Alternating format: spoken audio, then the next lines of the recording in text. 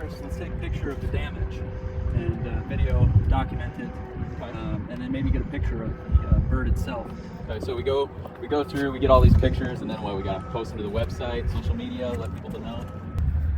Well, after we get the pictures, we'll need to notify the chief flight instructor, the chief maintenance personnel, airport manager, and the FAA. Whoa, wait a second. We gotta report this to the FAA? Yes and no. We'll have to file a wildlife strike report so the FAA can track the migration patterns and prevent future strikes. We also need to complete an SDSU safety report so others in the program can be made aware of birds in the area. It's wrong. In the event that we do hit a bird, we'll need to collect a sample, and our SNARJ kits are located in here.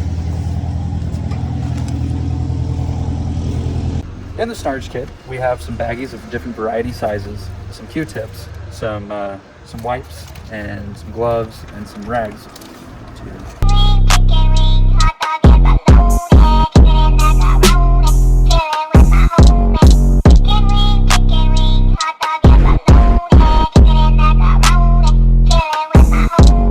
We'll have to file a wildlife strike report, also known as a SNARJ. Oh man, what are we gonna do now? We gotta hide this. Go. Birds! Oh, bejesus. Now we have to pull example. Cut. Okay, go. Now we have to pull a sample from this magnificent bird. Nice work. Is that where you put it? Okay, try it again. I really hope this has bloopers on it. Yeah. She's been recording. Well, yes and no. We'll have to file a wildlife strike report called a